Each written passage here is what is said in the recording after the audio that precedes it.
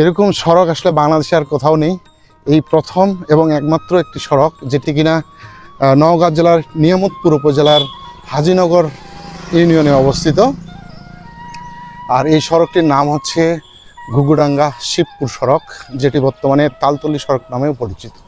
যাই হোক, এখানে আজকে এসেছি। অনেক দিন ইচ্ছা ছিল এখানে আসার, এই সড়কটি দেখার, এই নয়নাভিরাম দৃশ্য দেখার। তো সময় এবং কাজের ব্যস্ততার কারণে আসা হয়নি। আজকে রাজশাহী বিভাগীয় অফিসে একটা মিটিংয়ে গিয়েছিলাম। সেখান থেকে ফেরার সময় ভাবলাম যে এই সড়ক হয়ে যদি আমি জয়পুরহাটে ফিরে যাই তাহলে এটি অন্তত দেখতে পারবো, এর যে সৌন্দর্য আমি উপভোগ করতে পারবো। তো বর্তমানে এখানে এই সড়ক দিয়ে হাঁটছি, বেশ ভালো লাগছে। পরন্ত বিকেল, আবহাওয়া বেশ সুন্দর। আর অলরেডি বিভিন্ন মানুষজন এখানে এসে সময় কাটাচ্ছে। এভাবে 2 থেকে প্রায় 2.5 কিলোমিটার এই তাল গাছের এই সারি। তো অনেক সুন্দর একটি জায়গা, তবে অনেক সময় লাগে জয়পুরহাট থেকে আসতে বা রাজশাহীতে আসতে।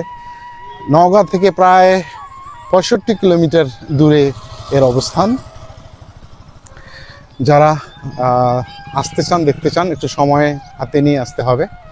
তবে আরেকটু সময় নেন, অর্থাৎ আরও কয়েক মাস যাক। সম্ভবত এই জায়গাটির যে এই সারি সারি গাছ, তালের গাছ, এগুলোকে আরও একটু ডিজাইন করা হবে বিভিন্ন রং দিয়ে, তখন কিন্তু এটা দেখতে ভালো লাগবে। এবং তখন আরেকটা বিষয় হবে যে এই যে চারপাশে ধান ক্ষেত, যখন এই ধান ক্ষেতগুলো একটু হলেও বড় হবে, তখন এর যে সবুজ দৃশ্য, মনোমুগ্ধকর দৃশ্য, এবং এই গাছের সারি প্লাস গাছের গোড়াগুলো অনেক রং করা হবে, তখন হয়তো বা এই জায়গাটির বা এই সড়কটির সৌন্দর্য আরও দ্বিগুণভাবে বেড়ে যাবে, তখন ভালো লাগবে। তো আমি যেটা সাজেস্ট করব, আসলে একটু পরে আসেন, আরও কয়েক মাস পরে খোঁজ নিয়ে আসবেন, যখন এই গাছগুলো ডিজাইন করা হবে এবং আশেপাশের যে সবুজ ধান ক্ষেতগুলো বড় হবে, হ্যাঁ, সবুজের সমারোহ থাকবে।